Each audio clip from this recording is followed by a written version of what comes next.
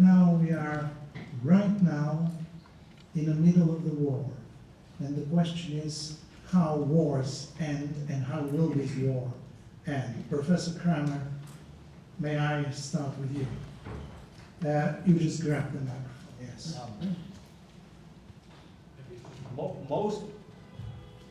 Most wars, is this working? Yes. Okay. Most wars will end through negotiations and settlements, but not all wars do. There are wars that simply come to an end because of the exhaustion of the participants.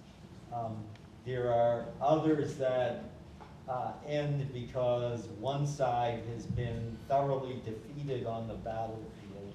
An example of that would be the second war that Russia fought in Chechnya.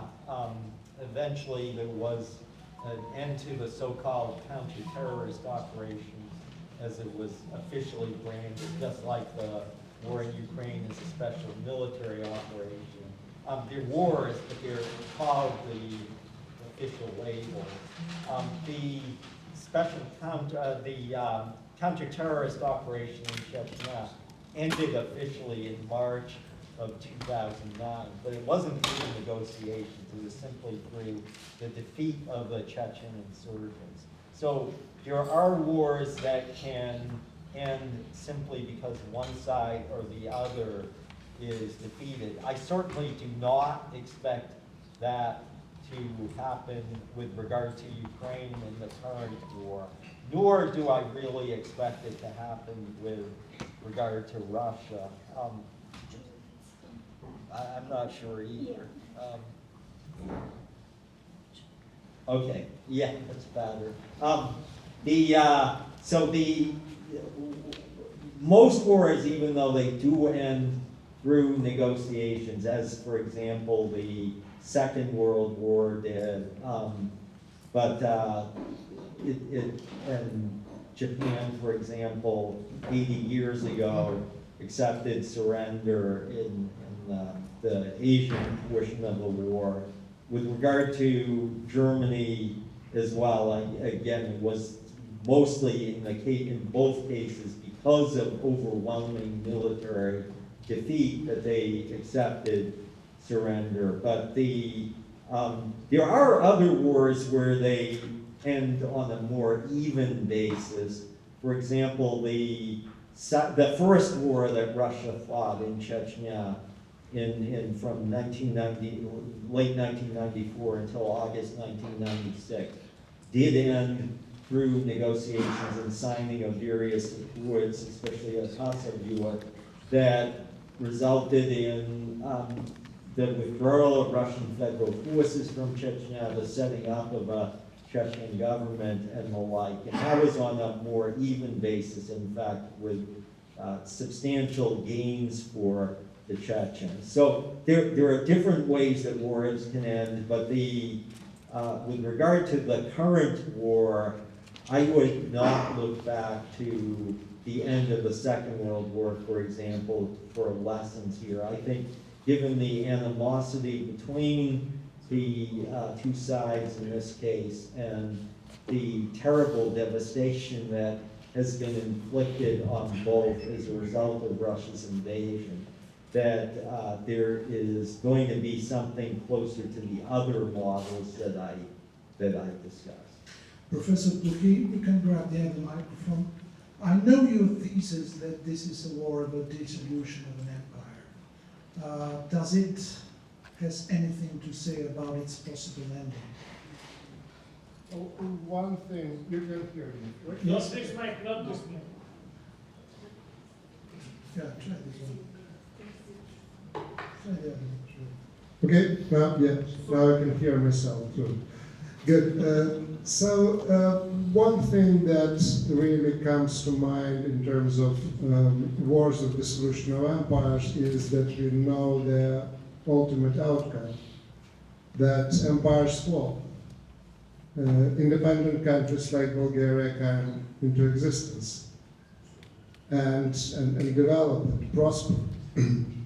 We don't know how long the process of disintegration of empire can take. and that's a big unknown.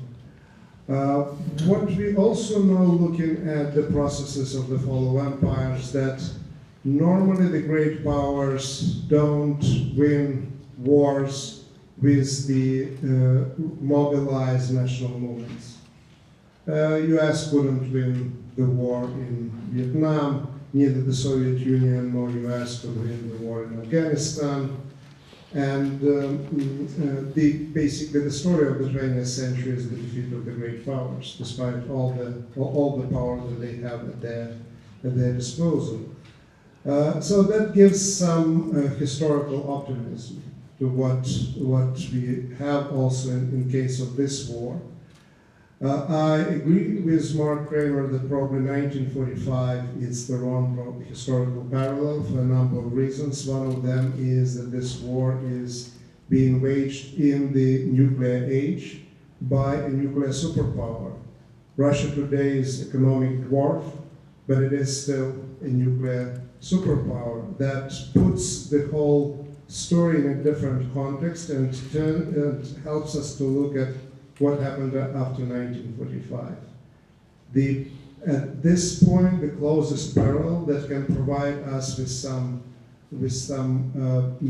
food for thinking is the Korean War, where the negotiations were going for a long period of time without the front line really moving much, which is to a degree the story of the Russo-Ukrainian War for the last roughly 2 years. So negotiations are going on and the warfare is going on as well. And eventually not the peace, but the armistice or ceasefire is reached at the point when the two key players realize that their chances of improving their position on the front line are really, really low. So history doesn't repeat itself, as allegedly Mark Twain said. Maybe he said that, maybe he didn't. It rhymes, and that's that sort of rhymes that we are trying to look at and see whether they're relevant today. But I just quickly chime in, is with regard to the armistice signed, not signed, but they achieved in between the two Koreas, is that one thing we do know is that both Korean states, having signed it, immediately wanted to violate it. And the only reason that they didn't is that they were restrained by their superpower patrons. So, for example, when Soviet Prime Minister, the Soviet Prime Minister at that time, Yuri Malenkov, went to Pyongyang in September of 1953. His chief mission was to pressure that Kim Il-sung, the North Korean leader, to abandon his plans to launch a new attack against South Korea. And in the current case, that's the type of dynamic that existed at that time and continued to exist for a substantial time after, where both in Singmin-ri in South Korea also would have pursued a new war had the United States not restrained him. In the current war, there is no external kind of patron for Russia. And that makes it a very difficult potential arrangement to have. I would, if I were a Ukrainian leader, I would have no confidence at all that Russia will live up to an arrangement that it signs off on or doesn't sign off on, because we have repeated instances in which Russia has violated international obligations that it has taken on. And that makes it very difficult in this case to deal with. But in that sense, Professor Kramer, should we feel nostalgic about the Cold War? First, because it was cold, it's not like this one, which is very hot. And second, because there was a balance. There was a nuclear balance, and it prevented war on a large scale. Well, again, it depends from whose perspective you're talking about. The United States and the Soviet Union and the Warsaw Pact and NATO did not fight a direct war, but there were many wars, as Serhii Plokhy mentioned. There were many wars fought during the Cold War, and they weren't, in many instances, they weren't directly caused by the Cold War, but they were certainly fueled by the Cold War, and in some instances, they were directly caused by the Cold War. It's hard to imagine that the United States would have gotten involved in Vietnam as it did on a large scale from the mid-1960s and into the 1970s, had there not been the Cold War. So there are instances like that in which the Cold War led directly to conflicts, and at a minimum, it often exacerbated them. All told, there have been efforts to tabulate the number of people who died in conflicts during the Cold War that were connected in some way with the Cold War, including the wars of decolonization that were often fueled significantly by the Cold War because the two sides supported their own allies. And so it comes to around 22 million people. It's a lot of people. Moreover, there was the overriding threat of nuclear war during the Cold War. That hasn't gone away by any means, as Serhii mentioned, that it is still there. Russia is the largest nuclear power in the world, and it is fighting a war almost without restraint, other than nuclear weapons. So it is. It's. I'm definitely not nostalgic about the Cold War. I'm delighted that it's over.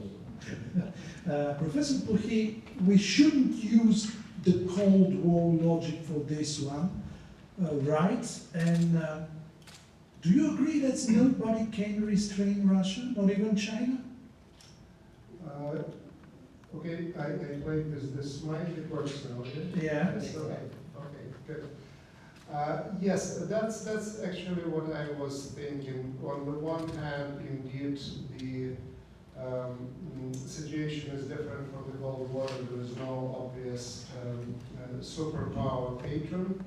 But China is actually moving into that position with regards to Russia, where Russia becomes more and more dependent on China on a number of levels. So if anyone can influence Russia, it is certainly China. Without Chinese benevolent kind of support of that war, Russia would not be able to fight it for much longer. So I think it is a valid point. Generally, I think that we have to go back to and we learn some lessons of the Cold War, especially when it comes to the nuclear blackmail. Because today Russia gets a free ride by threatening Europe, by threatening Ukraine, by threatening the United States with the nuclear weapons. And the response of the sort that was there back during the Cold War and produced a balance of fear that contributed to the long peace is just not there. The nuclear weapons are there, but the way how they're used, how they're perceived in the public discourse is not there, and that produces the really this balance of terrorism, this balance of fear, which is very bad for the stability of the world. I have a question about the root of the war. Professor Kramer, you have researched very well all the archives. Is there a written or unwritten or just spoken promise for NATO not to expand eastward? Because this was part of the explanation on the Russian side about the Cold War, about this war. No, I mean, this goes back. I published an article in April 2008 in the Washington Quarterly called "The Myth of a No NATO Enlargement Pledge to Russia" from Serhii or something. I don't remember what it was. what I did was to go through all of the declassified records of negotiations held in 1990 during the process of German reunification, to look whether, in fact, as was repeatedly being claimed by Russian officials and also by some US officials, that there had been such a secret pledge. And the negotiating records are unambiguous. That is, there was no such pledge. On the contrary, the topic did not come up. What of course was offered at the time in 1990, and this wasn't secret. It was a lot of it was done publicly. It was done in private too, but it was done publicly. Was to offer assurances that Soviet security would not be impeded by the process of German reunification. But that's not what was being claimed by Russian officials. They weren't saying that there were these pledges of not impeding Russian Soviet security in 1990. They were saying that there was a secret pledge that former or then existing Warsaw Pact countries would not be brought into NATO. And again, there are many things that happened in 1990 and 1991 that reinforce the notion that there was no secret pledge not to do that. For example, in the spring of 1991, Soviet officials were pressuring Warsaw, what was still Warsaw Pact countries, including Bulgaria, to sign bilateral treaties with the Soviet Union containing a provision that would bar them from joining military alliances, other military alliances. Bulgaria did not sign that treaty. The only Warsaw Pact country that did was Romania. And the Romanian government determined after 1991 that treaty was no longer in force. So the short answer to your question is no, there was no such secret pledge. There were other circumstances that could potentially be looked at,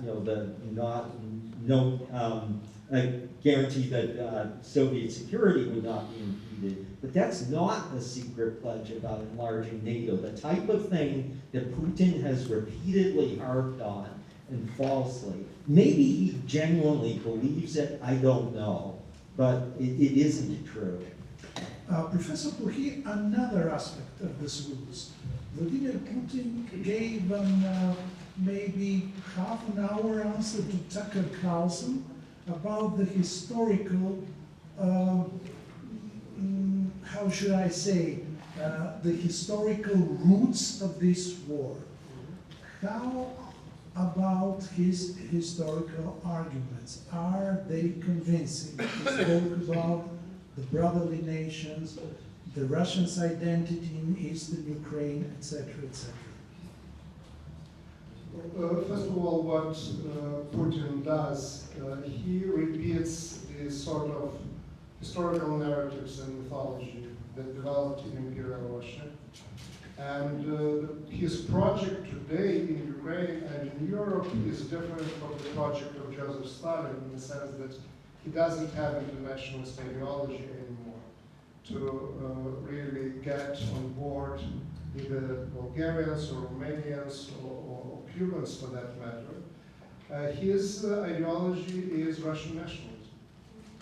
And that ideology of Russian nationalism then also adjusted in a way that would allow him to make claim for other Slavic and in particular East Slavic territories, including Ukraine, and deny national identity. He does that in many ways, in terms of language, in terms of culture, but history is key for his thinking and for his argument. What he was discussing with Tucker Carlson was the Kievan Rus, claiming Kievan Rus on the part of Russia. There is, of course, a problem there that Kiev was not part of Russia for most of its history. Kiev is not part of Russia today. There is alternative vision in Russia that is now gaining more and more attention, given that the hopes of capturing Kiev are going away. The part of Russian historians start to emphasize that, well, Kiev is really not important to Russian history. Russian history comes from the northern Russia, from Novgorod and Vladimir. That's really where the beginnings of the Russian history was, and forget about Kiev. This is the result of the failure of the attempt to take Kiev back in 2022. So Putin is very much pushing the old 19th century idea: Russia, Russian Tsardom, Russian religion, Russian state was born in Kiev. But as problems growing with moving the front line, there is also this alternative vision of, okay, let's refocus our historical mythology on Moldova. Yes, but you know very well that another argument was Ukrainian nationalism itself. You wrote a book about the Cossack myth, and you're an expert also to that. Did Ukrainian nationalism provoke this Russian nationalism you have spoken about? Well, what happened there was that by the late of the 18th century, in Russian Empire, there is emerging the idea of one Russian nation. That really, Russian Empire is supposed to be like France or like Britain at that time. But by 19th century, there were all sorts of challenges of that narrative, and Ukrainians are one of them. They are producing their own historical works. It starts certainly with Mykola Kostomarov, a professor at Kiev University. It continues with Mikhail Drahomanov, who eventually ends here in Bulgaria. He's second generation Ukrainian activist that very actively challenges today's Putin's narrative. And Kostomarov's vision is Ukraine goes out of the Russian Tsardom and creates a Slavic federation, a Slavic confederation. And Drahomanov goes further and says, okay, it's not a Slavic federation, it should be a European federation. All of that is basically undermining this narrative that Putin is now bringing back from the 19th century and pushing forward. So it's an attempt to, I don't like the term, but still it's an attempt to rewrite history of nation building, suggesting that 100, 150 years of national development, not only of Ukraine, but also of Russia, don't matter. Well,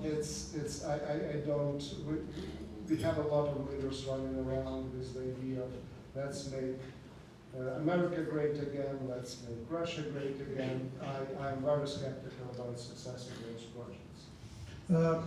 Is this, Professor Kramer, that your profession is being very much trendy these days, and every history goes into politics? Are you happy with that, or is this something very, very dangerous? Well, it's not new in the sense that it depends on what the particular issue is. But for example, in the United States, the American Civil War has long been a major part of politics. I think the obligation and the task of historians, I should add that my background, again, is originally in mathematics and international relations. I greatly value history, but in some ways I don't like to claim to be a historian, a scholar who uses history. The task is to provide as accurate and complete account of the past as possible, to address questions that are relevant to today, but not to see that as the mission. In other words, it is exactly the type of historian that I would have contempt for is the one who wrote that essay for Putin, that Putin signed his name on July of 2021.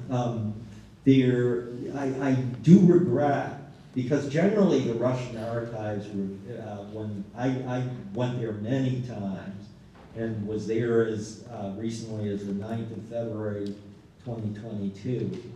The Russian archives were very professional overall and worked very well. And I had a great deal of success in gaining access to materials there, and working conditions improved. So I deeply regret that in 2022, after the invasion began, the head of the Russian archives, Andrei Artizov, oversaw an effort to collect declassified documents that would support the essay that was published under Putin's name. And that's exactly what a historian should not be doing. I should add that the documents that he compiled did not support what he was trying to do, so maybe he was furtively trying to sabotage the whole effort. But still, the very fact that he got involved with it was regrettable.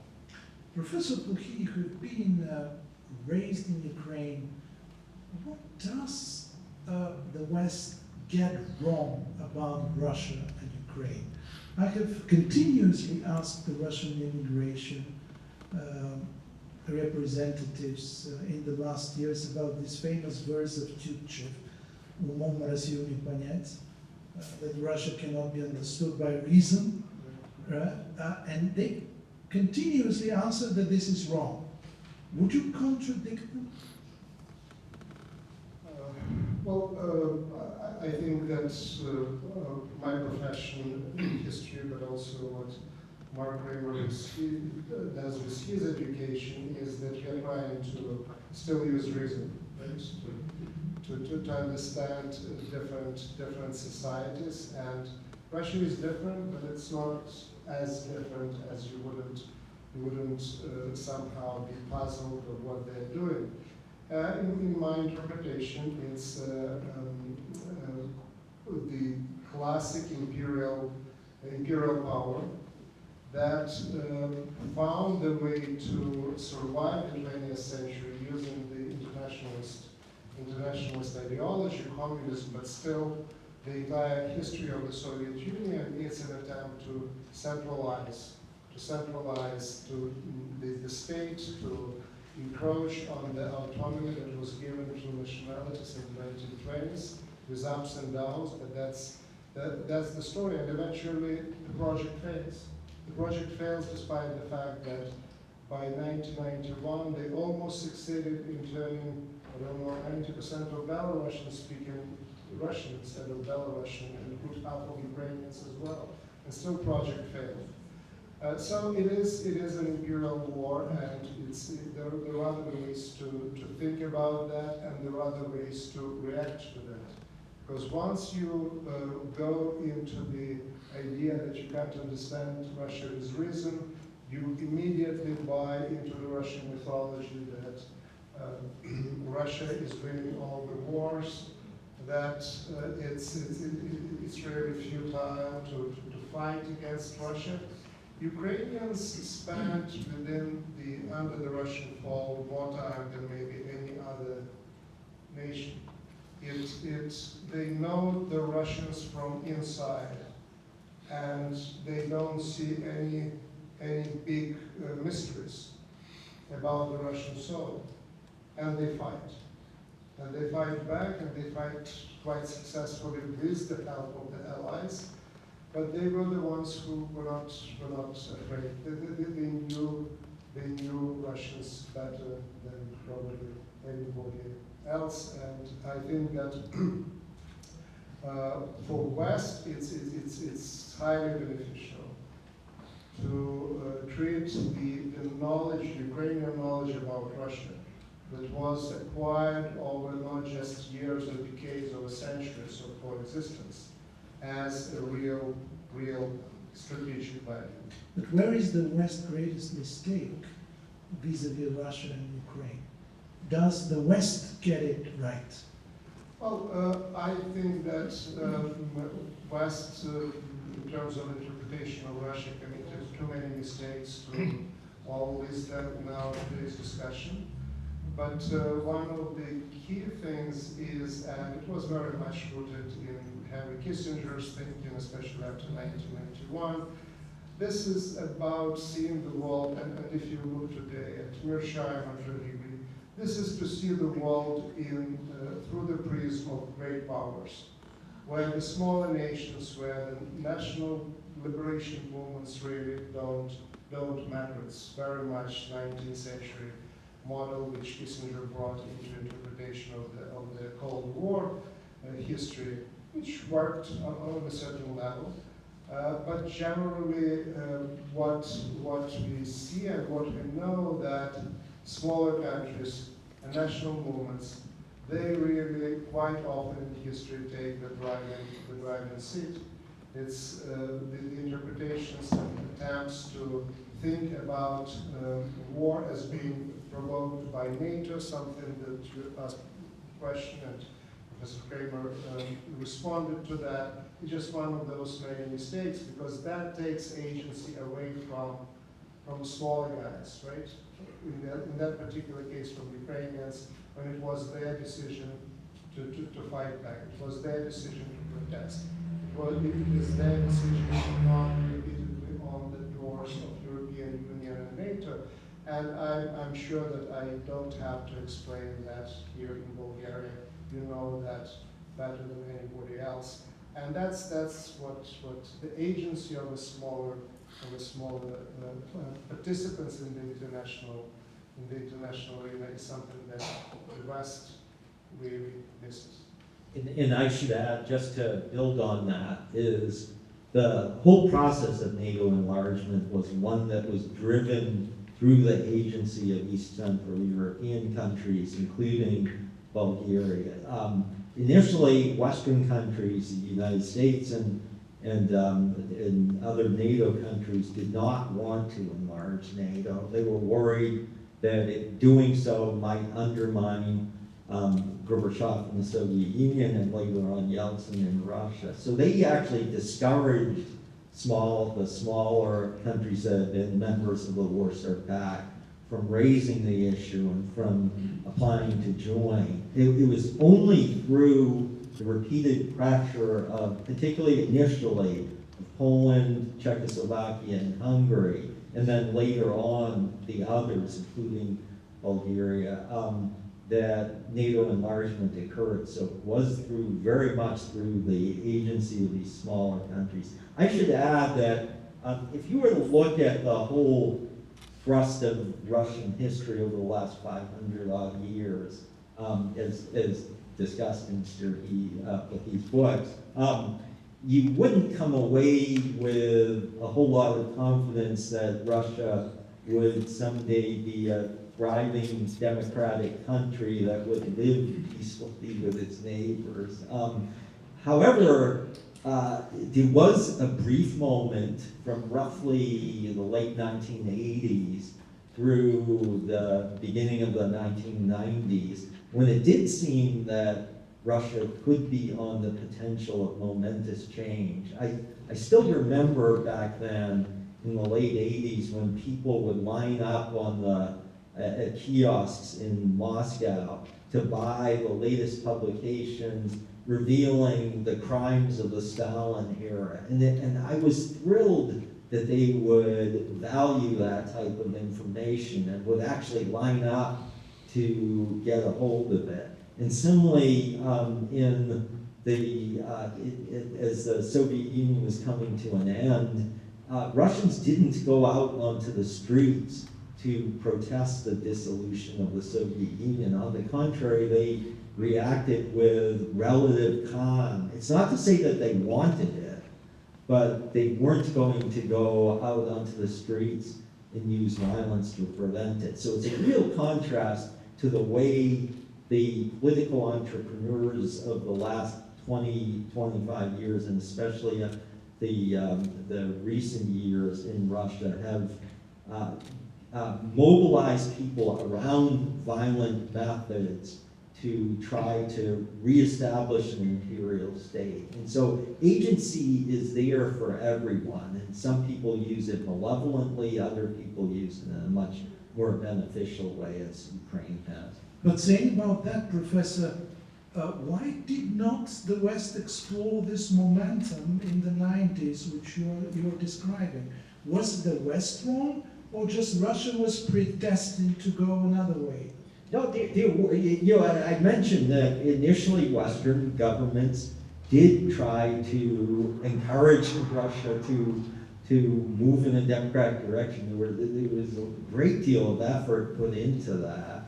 The administrations from the George H.W. Bush administration through the Clinton administration did make significant efforts. I think they made a lot of mistakes, but they did seek to encourage Russia to move in a positive direction.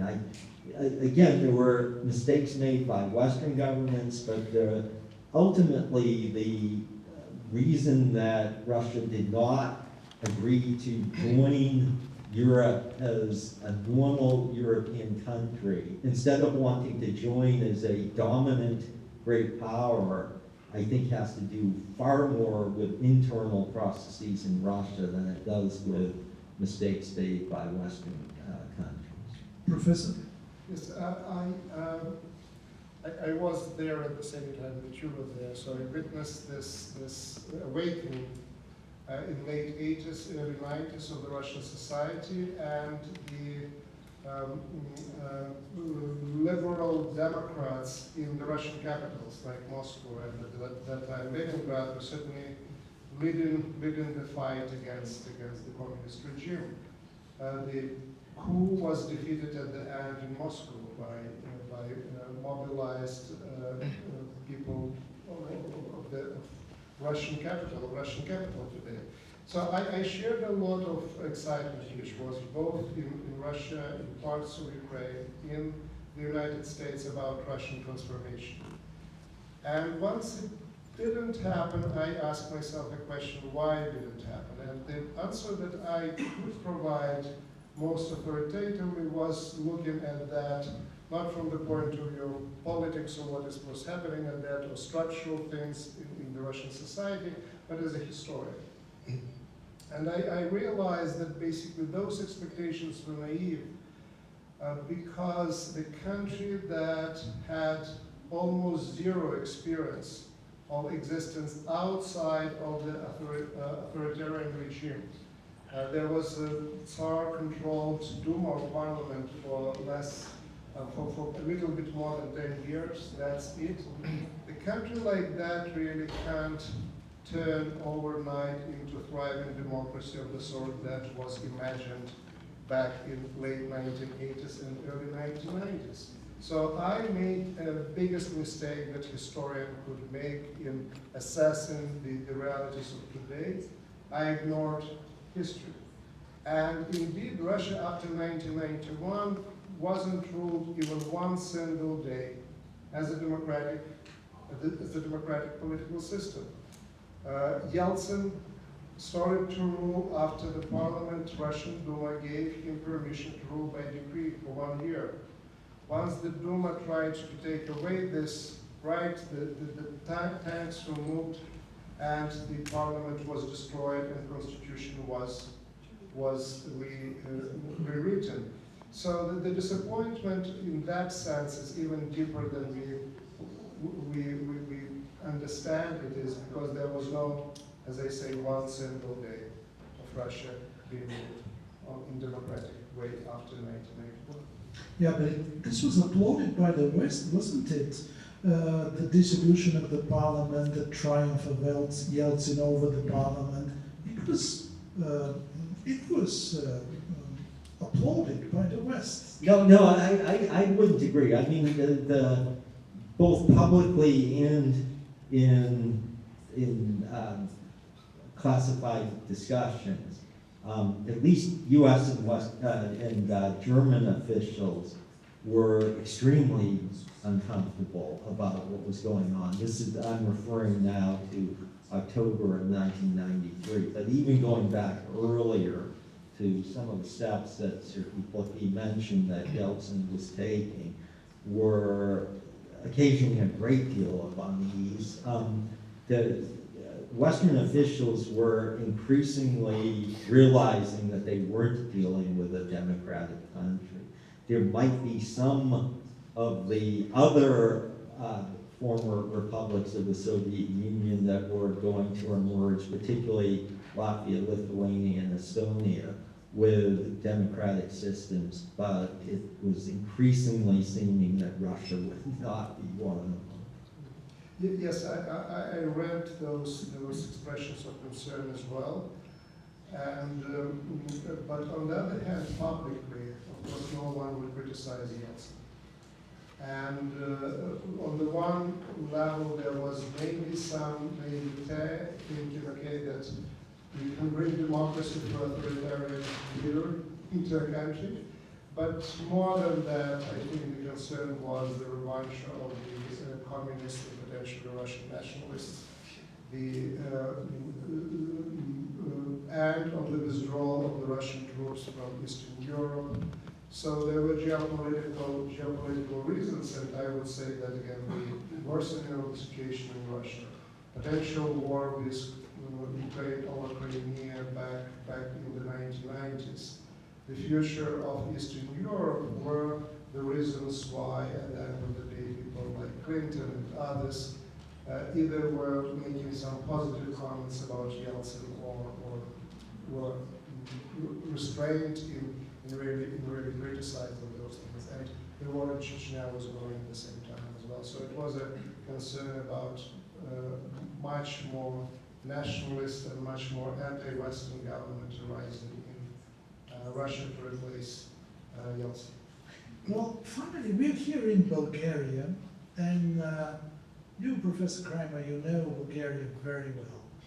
What is the moral which Bulgaria should take from the Cold War and from the emerging situation right now? Because you know very well Bulgarian society, Bulgarian history, Bulgarian tradition, and Bulgarian sensitivities. Well, first of all, I think Bulgaria has pursued exactly the right track that it should. This is discussed in Nadia Borychieva's book, Международные отношения, is that Bulgaria set out to ensconce itself in Western institutions. So it made that very conscious decision and pursued it well. It was able, I'm not even sure in 2004 when Bulgaria was admitted into NATO that it was truly fully qualified, but it pushed enough and got in, and as a result has really become a qualified member of NATO. And then 3 years later, when it was admitted into, here we go. I thought that maybe was the Russian government. When it was admitted into the EU, and even going back earlier, 10 years earlier to the 1997 financial crisis, Bulgarian policymakers made decisions that proved to be extremely beneficial, particularly the currency war, the effort to establish fiscal stability in Bulgaria, and the country has benefited from that. So the decisions that have been made, because I know there are frequent elections in Bulgaria, and no one likes the political elites, and people feel disillusioned. But in the broader stretch of things, if you look at the historical record of the last 25, 30 years, then Bulgaria has moved in what I see as the right direction, given its interests. And again, going back to a couple of the earlier questions that we discussed, here in thinking about wars, say if you had gone to sleep in 1910 and then woke up in 1912 and then went back to sleep and got up in 1914, you would be wondering, what was going on with Bulgaria. And that's where, in this case, I think, looking at a stretch of, say, 25 years or so, you'll see that Bulgaria overall has moved well and brought itself allies that can guarantee its security, that can allow it to develop peacefully. Can you imagine the Bulgarian lens as well, Professor Plokhy? Well, Bulgaria is certainly looking from Ukraine at Bulgaria. That's a success story, right? And really, I think that Ukraine can learn a lot from Bulgarian case, not only the 20th century, but also the 19th century as well.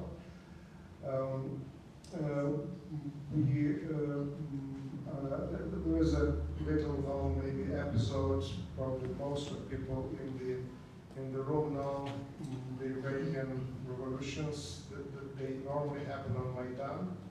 So, but the first time that students went on Maidan, there was the revolution on the granite in the fall of 1990. The model came from Sofia, from the student protests of the summer of 1990. So there was this inspiration from, they were looking for the ways of nonviolent protest and found it in Sofia. So I think that really for Ukraine, what is happening west and south of Ukraine, looking at the former members of the so-called socialist bloc under Moscow, and the way how the governments and the societies deal with the issues of really reinventing their countries after the fall of communism. There is a lot of not just inspiration, but also very practical things that can be learned, and potential mistakes that can be avoided as well. One last question to all of you. Maybe Professor Dimitrieva could join answering it as well if she wants. Our conversation was about war. What does a society which has forgotten war, suffering, soldiers, risk today? Because we thought this is the greatest benefit of democracy, the peace dividend. And now we suddenly see war, but we are not prepared for it. What is the risk here if we have forgotten it already?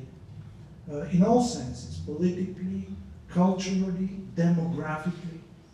Professor Plokhy, what is the risk by forgetting the war? Well, thank you very much for giving me the floor, John. What I think is, it is a great risk to forget war, because we should never forget, I think, that wars have always been part of history. So, but you know that we all of us know that we haven't been in war in a long time. I'm not talking about Bulgaria only, but in Europe. The West. And Western Europe, of course, after the Second World War, that was the most devastating war not only in European but in the world history after the First World War. And so we thought, I mean, civilized world thought in Europe, especially in 1945 and afterwards, that all wars were over. They were behind civilized world, but it's not true. Because according to the history, according to the international relations history, according to the military history, wars are has been and are still part of our civilization, unfortunately. We have forgotten about the war and the consequences of the war very quickly, I would say. And suddenly we woke up again with the biggest war in the heart of Europe in Bosnia and Herzegovina in 1992, 1993. Lasted 3 years, and European diplomacy, American diplomacy, United Nations, and all other organizations that were involved, international community that has been involved in dealing with this war, they failed. They failed, and so we have forgotten. So we again forgot about the war after 1990. But I think that this is a big mistake. And what we should think maybe is that simply the war changed. We now witness different type of wars. And these wars are also very dangerous. This is not traditional war. This is a new type of war. We don't have here front, I don't know how to say front and Yeah, here, front. so front, yes, yeah, and Front line. here, the front line, we don't have a front line. War is everywhere in the cities with drones now. Yeah, you're right. We had recently the most important European philosopher, Jürgen Habermas, who said there was no war in Europe for 77 years. So he has forgotten the Yugoslav wars. So, so you're right. It's so 30 years ago, and we already forgot them. Nadia Boycheva has published a book about those wars and then discussed it in other ways. But I should add, part of what determines relationship to war is what you do if you're not fighting wars. So for example, China last fought a war in 1979 against Vietnam. It did very badly in that war. And over the next now 46 years, it has used that interlude to develop economically and basically open itself to the international economy and establish a degree of preponderance in manufacturing in the global economy that is quite remarkable.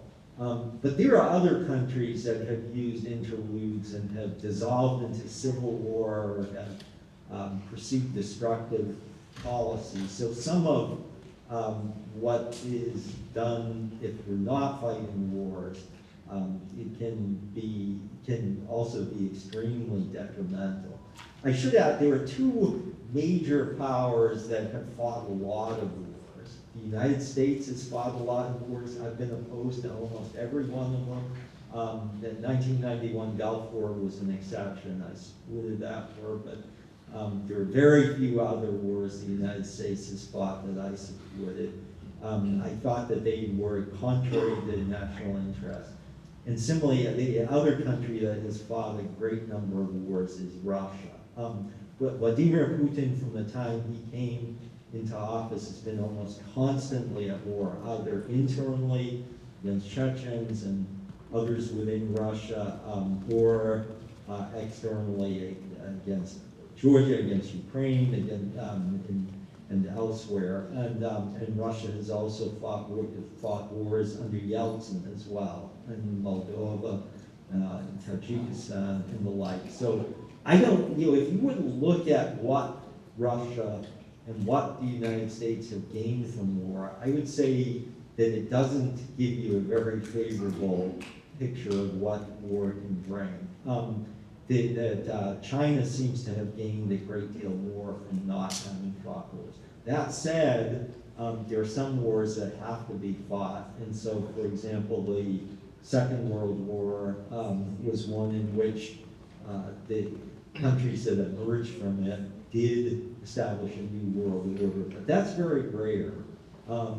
Those types of moments are rare. And so overall, I think if I were to look at the broader picture, including what Nadia Boycheva mentioned, it wouldn't encourage me to support it. Professor Plokhy?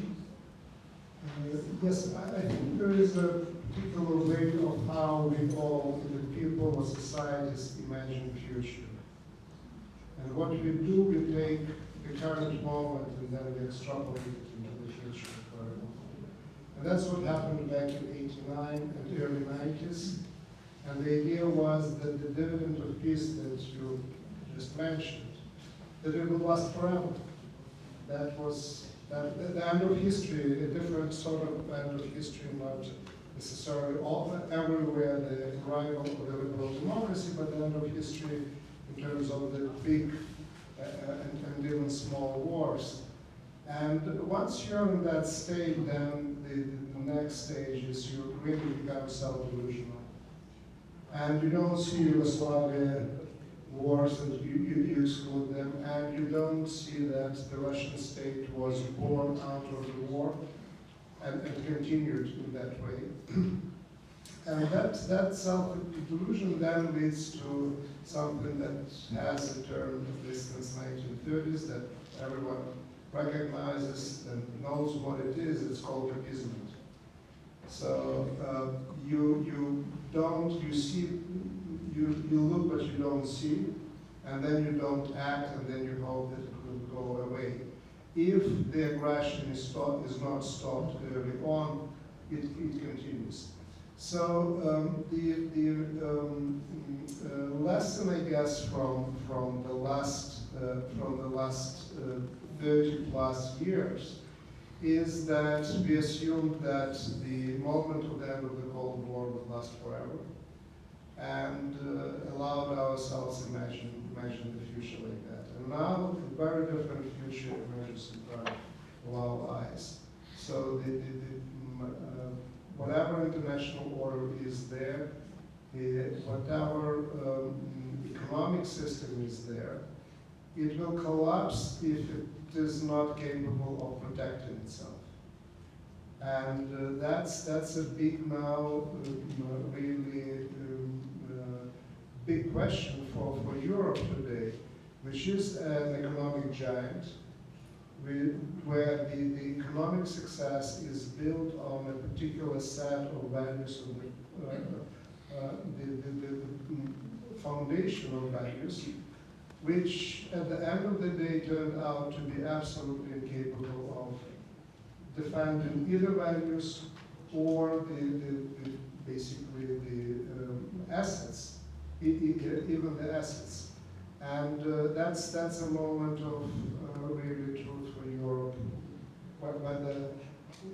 If Europe will find a way to protect what it has, both in terms of all sorts of values and benefits and other things, again, that place has a great future.